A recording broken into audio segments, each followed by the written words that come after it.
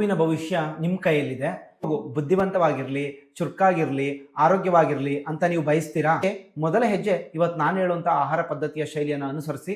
ಹಾಗಿದ್ರೆ ಮಕ್ಕಳು ಬುದ್ಧಿವಂತರಾಗಲು ಅವ್ರಿಗೆ ಆಹಾರದಲ್ಲಿ ಏನನ್ನು ನಾವು ಕೊಡಬೇಕು, ಏನು ಆಹಾರ ಪದ್ಧತಿಯನ್ನು ಅನುಸರಿಸಬೇಕು?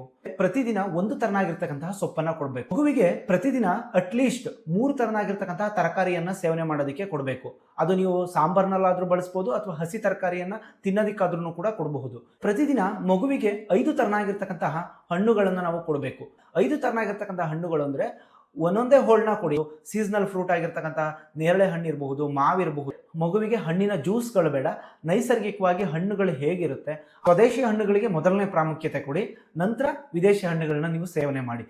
ಒಂದು ದಿನಕ್ಕೆ 2 ರಿಂದ 2.5 ಲೀಟರ್ ನೀರನ್ನು ನಾವು ಮಗುವಿಗೆ ಕೊಡಬೇಕಾಗುತ್ತೆ. ಅದು ಶುದ್ಧವಾಗಿರ್ತಕ್ಕಂಥ ನೀರನ್ನ ಕೊಡಿ. ಎಳನೀರು ಇರಬಹುದು ಅಥವಾ ಮಜ್ಜಿಗೆ ಇರಬಹುದು. ಇದನ್ನ ಇನ್ಕ್ಲೂಡ್, ಕಾಫಿ ಟೀ ಇರಬಹುದು, ಇದನ್ನ ಇನ್ಕ್ಲೂಡ್ ಮಾಡಿಕೊಂಡು 2.5 ಲೀಟರ್ ಇಲ್ಲ, ಬರೀ ನೀರನ್ನೇ 2 ರಿಂದ 2.5 ಲೀಟರ್ ನೀವು ಪ್ರತಿದಿನ ಕೊಡಬೇಕಾಗುತ್ತೆ. ಹಾಲಿನ ಉತ್ಪನ್ನಗಳಲ್ಲಿ ಯಾವುದನ್ನ ಕೊಡಬಹುದು ಅಂದ್ರೆ ಮೊಸರು ಮತ್ತೆ ಮಜ್ಜಿಗೆ ಶ್ರೇಷ್ಠವಾದದ್ದು.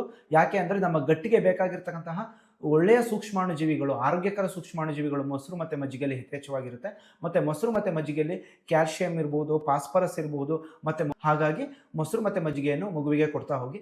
ಮಜ್ಜಿಗೆಯನ್ನು ಮಧ್ಯಾಹ್ನದಲ್ಲಿ ಕೊಡಿ. ಮೊಸರನ್ನು ಕೂಡ ಊಟದಕ್ಕೆ ಮಧ್ಯಾಹ್ನದಕ್ಕೆ ಬಳಕೆ ಮಾಡೋದು ಉತ್ತಮ. ಧಾನ್ಯಗಳು, ಬೇಳೆಗಳು, ಕಾಳುಗಳು ಇವೇನಿದೆಯಲ್ಲ, ದಿನಕ್ಕೆ 1 ತರನಾಗಿರ್ತಕ್ಕಂತಹ ಬೇಳೆ ಕಾಳುಗಳನ್ನ ನೀವು ಊಟದಲ್ಲಿ ಸೇರಿಸಿ. ಅದು ಯಾವ ಆಹಾರ ಪದಾರ್ಥಗಳನ್ನ ಹಾಗಿದ್ರೆ ಮಗುವಿಗೆ ಕೊಡಬಾರ್ದು? ಅತಿ ಹೆಚ್ಚು ಜಿಡ್ಡು ಇಲ್ಲದ, ಅತಿ ಹೆಚ್ಚು ಸಿಹಿ ಇಲ್ಲದ, ಅತಿ ಹೆಚ್ಚು ಮಸಾಲೆ ಇಲ್ಲದ ಆಹಾರ ಪದಾರ್ಥವನ್ನು ನೀವು ಮಗುವಿಗೆ ಕೊಡೋದನ್ನ ಅಭ್ಯಾಸ ಮಾಡ್ಕೋತಾ ಹೋಗಿ.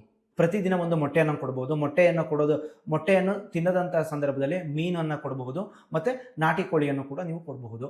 ಆರೋಗ್ಯಕರ ಜೀವನ ಶೈಲಿಗಾಗಿ ಇನ್ನಷ್ಟು ಹೆಚ್ಚಿನ ಮಾಹಿತಿಗಾಗಿ ನನ್ನ ಪೇಜನ್ನು ಫಾಲೋ ಮಾಡುವಂಥದ್ದನ್ನ ಮರಿಬೇಡಿ. ಧನ್ಯವಾದಗಳು ಸ್ನೇಹಿತರೆ.